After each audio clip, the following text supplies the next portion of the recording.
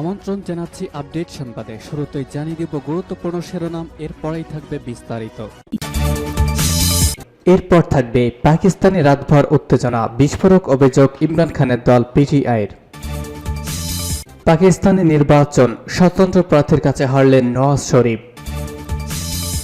আরও জানাবো, বহু ইসরায়েলি সৈন্য মানসিক সমস্যায় ভুগছে, চিকিৎসার জন্য গঠিত হচ্ছে বিশেষ টিম। এরপর জানাবো ইসরায়েল ফিলিস্তিন যুদ্ধের সর্বশেষ আপডেট, গাজায় ভয়াবহ বিপর্যয়ের মুখে ইসরায়েলি সেনারা।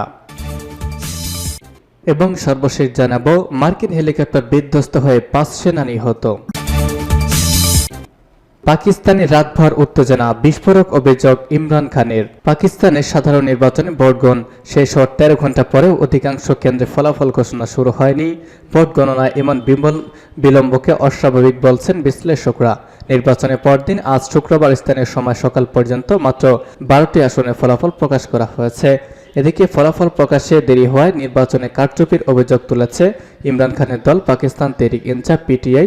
দেশটির প্রভাবশালী পত্রিকা ডন বলছে, ফলাফল প্রকাশ হওয়া 12 আসনের মধ্যে পিটিআই সমর্থিত স্বতন্ত্র প্রার্থী 5টিতে, পাকিস্তান মুসলিম লীগ নওয়াজের দল পিএমএলএন 4টিতে এবং পাকিস্তান পিপলস পার্টি বা পিপিপি 3টিতে জয়ী হয়েছে।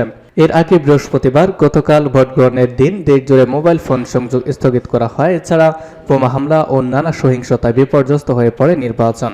এরপর ভোট গ্রহণ শেষে ফল ঘোষণায় ধীরগতি দেখা যাওয়ায় এসব সহিংসতা এবং ইন্টারনেট সমস্যাকে দায়ী করেছে পাকিস্তান নির্বাচন কমিশন।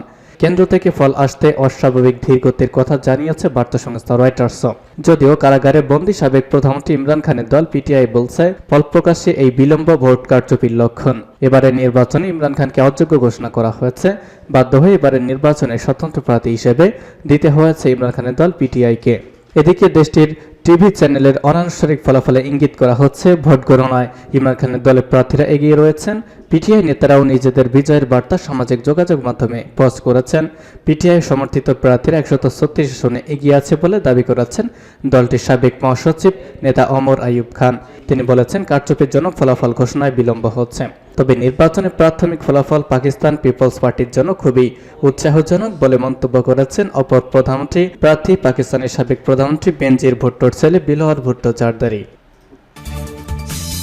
পাকিস্তানের নির্বাচন, স্বতন্ত্র প্রার্থীর কাছে হারলেন নওয়াজ শরীফ। পাকিস্তানের জাতীয় নির্বাচনে ভোট গ্রহণ শেষ হওয়ার পর চলেছে ভোট গণনা। সময় এগিয়ে চলার সাথে সাথে বিস্তৃত পরিসরের অনানুষ্ঠানিক ফলাফলও সামনে আসছে। আর অনানুষ্ঠানিক ফলাফল বলছে, সাবেক প্রধানমন্ত্রী ও পিএমএলএন এর প্রধান নেতা নওয়াজ শরীফ স্বতন্ত্র প্রার্থীর কাছে পরাজিত হয়েছেন। তার জন্য এটিকে বেশ বড় পরাজয় বলেই মনে করা হচ্ছে। যদিও নওয়াজ অন্য আরও একটি আসনে প্রতিদ্বন্দ্বিতা করেছেন। শুক্রবার তথা আজ এক প্রতিবেদনে এই তথ্য জানিয়েছে পাকিস্তানি সংবাদ মাধ্যম সামা টিভি। প্রতিবেদনের বলা হয়েছে, বৃহস্পতিবারের সাধারণ নির্বাচনে প্রধানমন্ত্রী পদপ্রার্থী এবং পাকিস্তান মুসলিম লীগ নওয়াজ পিএমএলএন এর প্রধান নেতা নওয়াজ শরীফ মানসেরাতে স্বতন্ত্র প্রার্থী শাহজাদা গাস্তাসাপের কাছে উল্লেখযোগ্য ব্যবধানে পরাজয়ের সম্মুখীন হয়েছেন।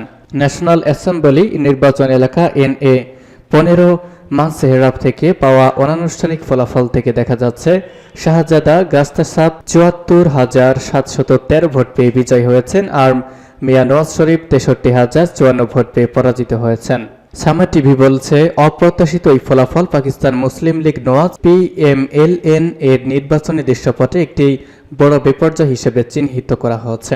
অবশ্য মানসেহরাতে পরাজয় সত্ত্বেও নওয়াজ শরীফ লাহোরের NA 130 আসনে প্রার্থী হিসেবে রয়েছেন। সেখানে স্বতন্ত্র প্রার্থী ইয়াসমিন রোহিতের মুখোমুখি হয়েছেন তিনি। সংবাদ মাধ্যম বলছে, বৃহস্পতিবার বিকাল 5টায় ভোট গ্রহণ শেষ হওয়ার পর গণনা শুরু হয়েছে। এরপর 11 ঘন্টার বেশি সময় পর স্থানীয় সময় শুক্রবার তথা আজ ভোর 4:30টায় প্রথম আসনের ফল ঘোষণা করা হয়েছে। সেই আসনটিতে জয় পায় ইমরান খানের দল পিটিআই সমর্থিত স্বতন্ত্র প্রার্থী।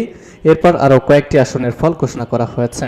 পাকিস্তানের সংবাদ মাধ্যম এক্সপ্রেস ট্রিবিউনে প্রকাশিত পরিসংখ্যান বলছে, এখনো পর্যন্ত প্রকাশিত আনুষ্ঠানিক ফলাফলে ইমরান খানের দল পিটিআই সমর্থিত স্বতন্ত্র প্রার্থীরা 6টি আসনে, নওয়াজ শরীফের পিএমএলএন প্রার্থীরা 5টি আসনে এবং বিলওয়ার ভুট্টো জারদারির পাকিস্তান পিপলস পার্টির প্রার্থীরা 4টি আসনে জয় পেয়েছেন। অবশ্য বৃহস্পতিবারের এই নির্বাচনে পাকিস্তান মুসলিম লীগ নওয়াজ পিএমএলএন সবচেয়ে বেশি আসন জিতবে বলে ধারণা করা হয়েছিল। বিশ্লেষকরা বলছেন, ৭৪ বছর বয়সী সাবেক এই প্রধানমন্ত্রীর ওপর সামরিক বাহিনীর আশীর্বাদ রয়েছে, কিন্তু স্থানীয় টিভি চ্যানেলগুলো বলছে নওয়াজের এই দলটি নির্বাচনে খারাপ পারফরমেন্স করেছে। বহু ইসরায়েলি সৈন্য মানসিক সমস্যায় ভুগছে, চিকিৎসার জন্য গঠিত হচ্ছে বিশেষ টিম। গাজার যুদ্ধ দীর্ঘায়িত হওয়ার ফলে ইসরায়েলি সৈন্যদের মানসিক সমস্যা দেখা দেওয়ার পাশাপাশি তাদের মানসিক চিকিৎসা জরুরি হয়ে পড়েছে। গাজা উপত্যকার বিরুদ্ধে ইসরায়েলের চাপিয়ে দেওয়া যুদ্ধের পঞ্চম মাস পেরিয়ে যাচ্ছে। এই যুদ্ধের একটি গুরুত্বপূর্ণ প্রভাব হচ্ছে সামরিক ক্ষেত্রে ইসরায়েলি বিপর্যয়। এই যুদ্ধে এখনো পর্যন্ত শতাধিক ইসরায়েলি সেনা নিহত এবং হাজার হাজার আহত হয়েছে। ইসরায়েলি দৈনিক ইয়াদুয়াত আহরনাত লিখেছে, হত্যাকাণ্ডে জড়িত অনেক ইসরায়েলি সেনার মানসিক চিকিৎসার প্রয়োজন হয়ে পড়েছে। দৈনিকটির মতে এই সমস্যাটির কারণ হচ্ছে গাজার বিরুদ্ধে যুদ্ধে ইসরায়েলি সৈন্যরা ভয়ানক পরিস্থিতির সম্মুখীন হয়েছে। এর আগে ইসরায়েলি সূত্রগুলো জানিয়েছিল, গাজা যুদ্ধ শুরুর পর এখন পর্যন্ত ৯,০০০ ইসরায়েলি সৈন্য মানসিক পরিষেবা পেয়েছে এবং সুস্থ হয়ে ১/৪ আর যুদ্ধে ফিরে আসেনি। ইসরায়েলি দৈনিক হারেজ এর আগে লিখেছিল, কমপক্ষে ৫০০ ইসরায়েলি সেনা মানসিক রোগীতে পরিণত হয়েছে। গাজা যুদ্ধের শুরু থেকেই সৈন্যরা মানসিক সমস্যা, মানসিক ব্যাধি, আঘাত পরবর্তী ভয় ও উত্তেজনা ইত্যাদির সম্মুখীন হয়েছে। বিশেষ করে গাজায় অব্যাহত যুদ্ধ এবং এই যুদ্ধের পরিণতির বিষয়ে সুনির্দিষ্ট তথ্যের অভাবের পাশাপাশি গাজায় হামাস বাহিনীর অতর্কিত হামলার কারণে সারাক্ষণ উদ্বেগের মধ্যে থাকতে থাকতে ইসরায়েলি সৈন্যদের মনস্তাত্ত্বিক সংকট তীব্র আকার ধারণ করেছে। বহু সংখ্যক ইসরায়েলি সৈন্যের মানসিক সংকট দেখা দেওয়ার কারণে তাদের সংবাদ মাধ্যম কান জানিয়েছে সেখানে বেশ কয়েকটি মানসিক স্বাস্থ্যকেন্দ্র খোলা হবে। এই উদ্যোগ নেওয়ার মাধ্যমে ইসরায়েলি সেনাবাহিনী কার্যত তাদের সৈন্যদের সমস্যার বিষয়টি স্বীকার করে নিল বলে পর্যবেক্ষকরা মনে করছেন। ইসরায়েলি সৈন্যদের মধ্যে বিভিন্ন ধরনের মানসিক ব্যাধি দেখা গেছে। আত্মহত্যা এই মানসিক ব্যাধির অন্যতম একটি দিক। মানসিক ব্যাধিতে ভোগা ইসরায়েলি সৈন্যদের আত্মহত্যা একটি সাধারণ ঘটনা হয়ে দাঁড়িয়েছে এবং ইসরায়েলি গণমাধ্যম বহুবার খবর দিয়েছে সামরিক বাহিনীতে আত্মহনন, শরীরে অগ্নিসংযোগ এবং গুলি করার ঘটনা ঘটছে। মানসিক সেন্টারের পুনর্বাসন বিভাগের কর্মকর্তাদের বরাত দিয়ে ইসরায়েলি পত্রিকা ইয়াদুত আহরনাত আরও জানিয়েছে, নার্স এবং মনোরোগ বিশেষজ্ঞদের একটি টিম গঠন করা হবে যারা আত্মহত্যার প্রবণতা আছে এমন সেনাদের চিকিৎসা করবে। সৈন্যদের মানসিক রোগ এমনকি ইসরায়েলি নাগরিক এবং তাদের আশেপাশের লোকজনের জন্য সমস্যা সৃষ্টি করেছে। ইসরায়েলের টিভি চ্যানেল 12 সম্প্রতি জানিয়েছে, গাজার যুদ্ধ ফিরে আসা একজন সৈন্য যুদ্ধের কারণে সৃষ্ট মানসিক চাপে তার এক বন্ধুকে গুলি করে হত্যা করেছে।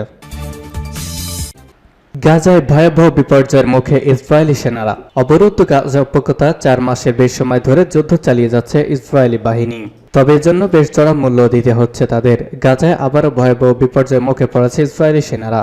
বৃহস্পতিবার আল জাজিরার এক প্রতিবেদনে তথ্য জানানো হয়েছে। ইসরায়েলি সংবাদ মাধ্যম হারেজ জানিয়েছে, গাজায় যুদ্ধ চলাকালে গত ২৪ ঘন্টায় ইসরায়েলের অন্তত ১০ সেনা আহত হয়েছেন। এছাড়া পৃথক ঘটনায় আরও ২ জন সেনা নিহত হয়েছেন। সেনাবাহিনী বরাতে সংবাদ মাধ্যমটি জানিয়েছে, বর্তমানে সেনাবাহিনী হাসপাতালে ২২৭ জন আহত সেনা চিকিৎসাধীন রয়েছেন, তাদের মধ্যে অন্তত ২৫ জনের অবস্থা গুরুতর। এর আগে গাজায় যুদ্ধবিরতির বিষয়ে ফিলিস্তিনি স্বাধীনতাকামী সংগঠনের হামাসের যুদ্ধবিরতির প্রস্তাব প্রত্যাখ্যান করেছেন ইসরায়েলের প্রধানমন্ত্রী বেনিয়ামিন নেতানিয়াহু। তিনি বলেছেন, আগামী কয়েক মাসের মধ্যেই গাজায় সম্পূর্ণ বিজয় অর্জিত হবে। ইসরায়েলের প্রধানমন্ত্রী বলেন, হামাসের প্রস্তাব উদ্ভট ও বাস্তবতা বিপর্জিত।